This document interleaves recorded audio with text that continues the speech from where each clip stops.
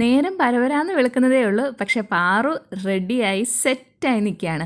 എന്നത്തെ ഇല്ലാത്ത സന്തോഷം എന്താണെന്ന് വെച്ചാൽ ഇന്ന് ആനുവൽ ഡേ ആണ്. 7 മണിക്ക് പാറിനെ സ്കൂളിലെത്തിക്കണം. 6:45 എല്ലാം റെഡിയായി ആൾ ഇറങ്ങിയിട്ടുണ്ട്. ഭക്ഷണം കഴിക്കാൻ പൊതുവേ രാവിലെ മടിയുള്ള പാറുവിന് ഇന്നൊരു പ്രശ്നവുമില്ല. കാരണം ഡാൻസ് ആണല്ലോ, സ്കൂളിൽ ക്ലാസ് അല്ല. മീൻ്റെ സ്കൂളിലെ റിപ്പോർട്ടിംഗ് ടൈം എന്ന് പറയുന്നത് 8:30 ആയിരുന്നു. അതുകൊണ്ട് ഞങ്ങൾ രണ്ടുപേരും കൂടെ ഒരുമിച്ചാണ് ഇറങ്ങിയത്. പാറുവിൻ്റെ പ്രോഗ്രാമാണ് ആദ്യം. ഒരു ജനുവരി ഫെബ്രുവരി ടൈമിലാണല്ലോ നമ്മുടെ സ്കൂളുകളിൽ ആനുവൽ ഡേ നടക്കുന്നത്. ഞാൻ പഠിച്ച സമയത്തൊന്നും ഇത് കേട്ടിട്ട് കൂടിയില്ല. അതിന് കാരണം വേറൊന്നുമല്ല, ആനുവൽ ഡേ എന്ന് പറയുന്നത് CBSE സ്കൂളുകളിൽ അല്ലെങ്കിൽ അത്യാവശ്യം പേരൊക്കെയുള്ള സ്കൂളിലല്ലേ. നമ്മുടെ ഒരു ഗവൺമെൻറ് മലയാളം മീഡിയം സ്കൂള്, അവിടെ ഈ പരിപാടിയൊന്നും ഇല്ലായിരുന്നു. ആ സമയത്ത് നമ്മുടെ സെലിബ്രേഷൻ എന്ന് പറയുന്നത് ഈ സബ് ജില്ലാ കലോത്സവത്തിനൊക്കെ കൊണ്ടുപോകല്ലോ. അപ്പോൾ ക്ലാസ്സിൽ നിന്ന് തന്നെയാണ് സെലക്ട് ചെയ്യുന്നത്. അപ്പോൾ മിക്ക പരിപാടിക്കും ഞങ്ങളൊക്കെ ഉണ്ട്.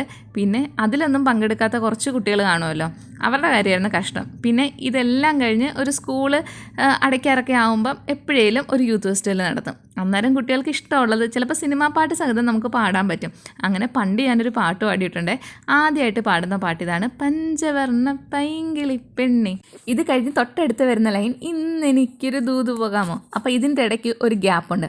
അപ്പം ഞാൻ ആ ഒരു പാട്ട് കേട്ട് പഠിച്ചതുകൊണ്ട് ആ ഗ്യാപ്പിന് വേണ്ടിയിട്ട് അവിടെ ഇത്തിരി നേരം നിന്ന്. പക്ഷേ എല്ലാവരും വിചാരിച്ച് ഞാൻ മറന്നുപോയതെന്ന്. അപ്പോൾ എല്ലാവരും ഇങ്ങനെ എന്ത് പറ്റി ഇങ്ങനെ ചോദിക്കുന്നതിന് മുമ്പേ ഞാൻ ഇന്നെനിക്കൊരു ദൂത് പോകാമോ പാടി. അപ്പോഴത്തേക്ക് എല്ലാവരും ഭയങ്കര ചിരിയായിരുന്നു. അതെനിക്കൊന്ന് 1-ലോ 2-ലോ ഒക്കെ പഠിക്കുമ്പോഴാണെന്ന് തോന്നുന്നു, അത്രയും ഓർമ്മ. അപ്പോൾ പാറുവിൻ്റെ പെർഫോമൻസ് എല്ലാം കഴിഞ്ഞ് പുള്ളിക്കാർ ഇതേ സ്റ്റേജിൽ നിന്ന് ഇറങ്ങി വന്നിട്ടുണ്ട്. പാറുവിൻ്റെ സ്റ്റേജിൽ കണ്ടിട്ട് എനിക്ക് തന്നെ മനസ്സിലായില്ല കേട്ടോ. പിന്നെ കുറേ നേരം നോക്കിയിരുന്നിട്ടാണ് മനസ്സിലായത്.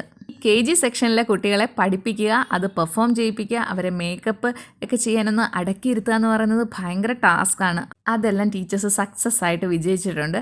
ഈ ഒരു പെർഫോമൻസ് കിടിലനായിരുന്നു ഈ KG സെക്ഷനിലേ. അപ്പോൾ അപ്രിസിയേഷൻ കുട്ടികൾക്ക് മാത്രമല്ല ടീച്ചേഴ്സിനും അതുകൂട്ട് തന്നെ ഉണ്ട്. അത് കഴിഞ്ഞ് നമ്മൾ KG സെക്ഷനിൽ വന്നിട്ട് ഇവരുടെ ഒരു ഫോട്ടോ സെക്ഷനൊക്കെ ഉണ്ടായിരുന്നു. ഇതെല്ലാം കഴിഞ്ഞ് നമ്മൾ വീണ്ടും പ്രോഗ്രാം കാണാൻ വന്നു. ഈ പ്രോഗ്രാം കാണാൻ വന്നു നിന്നിട്ടും എനിക്ക് അവിടെ ഇരിപ്പ് വരുന്നില്ല. കാരണം മിയെ രാവിലെ കൊണ്ടുവിട്ടിട്ട് ഒരുങ്ങിയോ എന്താ ഒന്നും അറിയത്തില്ല. ഞാൻ കാണാൻ വന്നപ്പം പുള്ളിക്കാരി തകൃതിയായിട്ട് ഒരുക്കിക്കൊണ്ടിരിക്കുകയാണ്. അവരുടെ സീനിയർ ചേച്ചിമാരാണ് ഒരുക്കുന്നത്. അപ്പോൾ ഇത് കഴിഞ്ഞ് നമ്മൾ ഒരു വീഡിയോ ഒക്കെ എടുത്തു. അപ്പോൾ കല്ലു തൊട്ടടുത്ത റൂമിൽ ഒരുങ്ങുന്നുണ്ട്.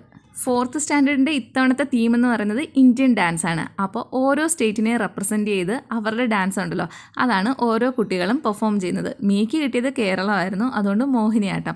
അപ്പോൾ മോഹിനിയാട്ടംകാരും തമിഴ്നാടിൻ്റെ ഭരതനാട്യംകാരും ഒരുമിച്ചായിരുന്നു പെർഫോമൻസ്. സെയിം മ്യൂസിക്കിന് അവരുടെ തനതായ സ്റ്റെപ്സും. ഇവരുടെ കോസ്റ്റ്യൂമൊക്കെ റെൻറ്റിനെടുത്താണ്. അത് ടീച്ചേഴ്സ് തന്നെയാണ് എടുക്കുന്നത്. നമ്മൾ പൈസ പേ ചെയ്താൽ മതിയായിരുന്നു. അതായത് ഓർണമെൻറ്റ്സും അതിൽ ഉൾപ്പെടും. ഇവർക്ക് വന്ന പൈസ എന്ന് പറയുന്നത് 700-750 ആ ഒരു റേഞ്ചിലാണ് കേട്ടോ. അപ്പോൾ ഇതെല്ലാം കഴിഞ്ഞിട്ട് നമ്മൾ ഫോട്ടോ സെക്ഷനാണ് ഇവിടെ നടക്കുന്നത്. പിന്നത്തെ പ്രയാസം എന്ന് വെച്ചാൽ ഇതെല്ലാം അഴിച്ചെടുക്കണം. അപ്പോൾ ഇന്ന് തന്നെ ഇതെല്ലാം ടീച്ചേഴ്സിനെ ഏൽപ്പിച്ചിട്ട് നമുക്ക് പോകാമെന്ന് കരുതി. ഇല്ലെങ്കിൽ നമ്മൾ നാളെ കടയിൽ കൊണ്ട് കൊടുക്കേണ്ടി വരും. അങ്ങനെ ഈ വർഷത്തെ ആനുവൽ ഡേ ഇവിടെ തീർന്നിരിക്കുകയാണ്. പിന്നെ നമ്മുടെ മക്കൾ സ്റ്റേജിൽ കയറുമ്പം ഭയങ്കര സന്തോഷമല്ലേ. ഞാനിങ്ങനെ എല്ലാ പേരൻസിനെയും വാച്ച് ചെയ്യുമായിരുന്നു. അവരുടെ മക്കളുടെ പെർഫോമൻസ് വരുമ്പോൾ എല്ലാവരും ഫോണുമായിട്ട് ഏറ്റവും ഫ്രണ്ടിൽ വന്നിരുന്ന് വീഡിയോ എടുക്കുന്നു. ആക്ച്വലി ഇവിടെ ലൈവ് സ്ട്രീമിംഗ് ഒക്കെ ഉണ്ട്, യൂട്യൂബിൽ പ്രോഗ്രാമുണ്ട്. എന്നാലും എല്ലാവരുടെയും ആഗ്രഹം.